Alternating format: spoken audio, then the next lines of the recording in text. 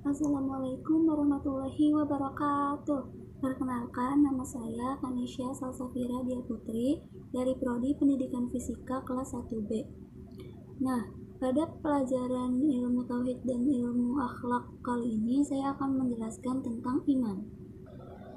Iman dalam bahasa Arab memiliki arti yang berarti percaya, tunduk, tenang, dan tentram. Imam Ghazali sendiri mengartikan iman ini sebagai pembenaran.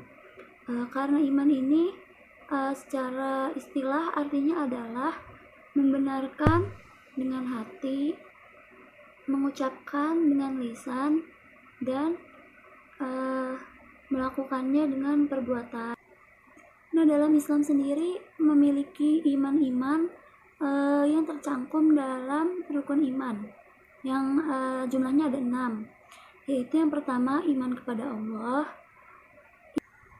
iman kepada malaikat, iman kepada kitab-kitabnya, iman kepada rasul-rasulnya, iman kepada hari akhir, dan iman kepada takdir yang sudah ditentukan oleh Allah atau qada dan qadar.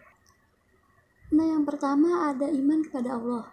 Iman kepada Allah itu artinya kita percaya bahwa hanya Allah satu-satunya yang wajib disembah di alam semesta ini. Hanya Allah satu-satunya tempat kita bergantung.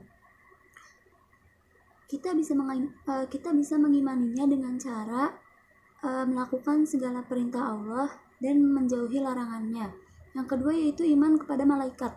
Iman kepada malaikat ini berarti kita percaya bahwa malaikat selalu ada di sekitar kita dan selalu menulis perbuatan-perbuatan entah itu baik dan buruk yang kita lakukan. Lalu yang ketiga ada iman kepada kitab. Iman kepada kitab-kitab Allah itu berarti kita meyakini apa saja yang ada dalam kitab dan meneladaninya serta menjalankan sunnah-sunnahnya. Lalu yang keempat ada iman kepada rasul-rasulnya. Nah, cara mengimaninya adalah dengan cara kita selalu mengambil contoh yang baik, menjadikan para rasul sebagai suri tauladan, dan kita belajar dari apa yang sudah terjadi pada rasul-rasul ini. Yang kelima ada iman kepada hari akhir. Iman kepada hari akhir ini yang berarti kita sejak sekarang harus sudah mempersiapkan diri untuk menjalani hari akhir nanti, untuk kedatangan hari akhir nanti dengan banyak-banyak beramal dan mengerjakan segala sesuatu yang disunahkan. Hari akhir itu pasti ada, entah itu tahun depan, sekarang, kapan. Yang pasti hari akhir itu pasti akan datang.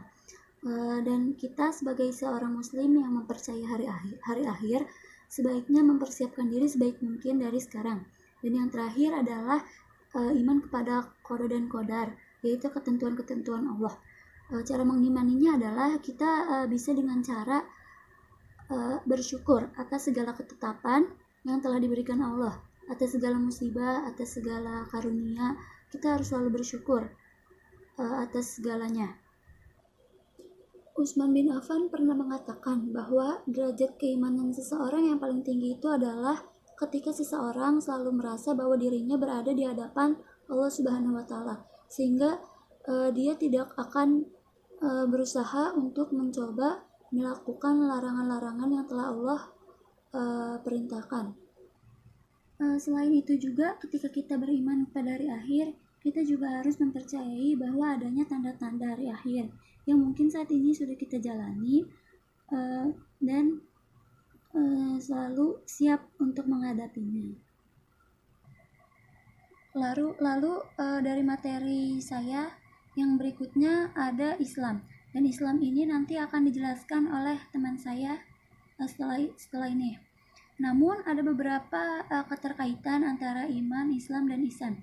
Pada dasarnya mereka memiliki arti yang berbeda, namun harus saling berkaitan antara satu sama lain.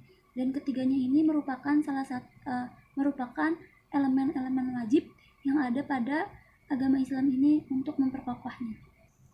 Sebagai seorang muslim yang baik, kita harus memiliki 3 sifat ini, juga sebagai acuan ketika kita berperilaku, ketika kita ingin beribadah kepada Allah.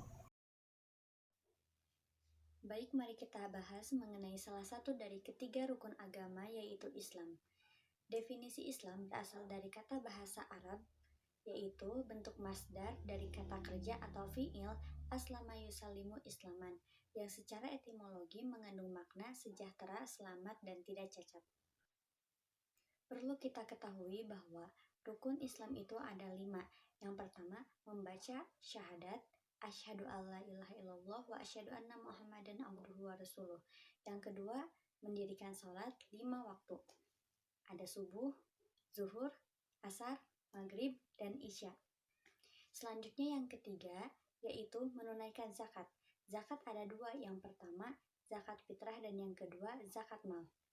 Selanjutnya yang keempat, yaitu puasa di bulan Ramadan, dan yang kelima, menunaikan ibadah haji bagi yang mampu. Mengenai as-sholatu imaduddin. Baik, ini adalah sebuah pulpen. Kita anggap ini adalah sebagai tiang agama dan kelima jari tangan saya ini sebagai rukun Islam. Kita perhatikan apabila kita tidak melaksanakan rukun Islam yang kelima, yaitu melaksanakan ibadah haji, maka tiang agama ini masih tetap berdiri. Yang kedua, jika kita tidak melaksanakan rukun Islam yang keempat, maka tiang agama ini pun masih tetap berdiri. Kemudian, jika kita tidak melaksanakan rukun Islam yang ketiga, maka tiang agama ini pun masih tetap berdiri. Tapi apabila kita tidak melaksanakan rukun Islam yang kedua, maka tiang agama ini runtuh. Nah, seperti itulah gambaran mengenai as-sholatu imaduddin. Secara teori, iman, Islam, dan ihsan dapat dibedakan. Namun, dari segi prakteknya tidak dapat dipisahkan. Satu dan lainnya saling mengisi. Iman menyangkut aspek keyakinan dalam hati, yaitu kepercayaan atau keyakinan. Sedangkan Islam artinya keselamatan, patuh, dan tunduk. Sedangkan ihsan artinya selalu berbuat baik karena merasa diperhatikan oleh Allah Subhanahu wa Ta'ala. Yang akan saya bahas di sini yaitu mengenai ihsan. Kata ihsan berasal dari bahasa Arab, dari kata kerja atau fi'il, yang artinya perbuatan baik. Para ulama menggolongkan ihsan menjadi 4 bagian, yaitu ihsan kepada Allah, ihsan kepada diri sendiri, ihsan sesama manusia, dan ihsan kepada makhluk.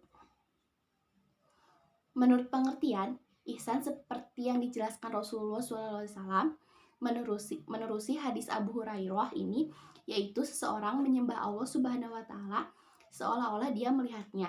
Jika dia tidak berupaya melihat Allah Subhanahu wa Ta'ala, sesungguhnya Allah Subhanahu wa Ta'ala melihat segala amal perbuatannya. Ihsan yang disebutkan dalam hadis adalah konteks dalam ibadah, adapun Islam di luar ibadah. Contohnya, kita makan selalu mengingat Allah Subhanahu wa Ta'ala. Allah melihat semua yang kita kerjakan. Menyembah Allah Subhanahu wa Ta'ala berarti mengabdikan diri kepadanya dengan ikhlas pada niat. Menurut Ibnu Manzur, lawan perkataan ihsan adalah keburukan. Dalam konteks ini, ihsan hendaklah dilakukan dengan beserta rasa keikhlasan, yaitu syarat kepada sahnya iman dan Islam. Menurut Ibnu Arabi, ada 2 tingkatan manusia dalam mengimani Tuhan. Yang pertama, tingkat kamil, yaitu mereka yang mengimani Tuhan dengan cara penyaksian. Artinya, mereka menyaksikan Tuhan. Mereka menyembah Tuhan yang disaksikan. Yang kedua, manusia beragama pada umumnya. Mereka mengimani Tuhan dengan cara pendefinisian. Artinya, mereka tidak menyaksikan Tuhan, tapi mereka mendefinisikan Tuhan. Mereka mendefinisikan Tuhan berdasarkan sifat-sifat dan nama-nama Tuhan, yaitu Asmaul Husna. Sekian dari saya.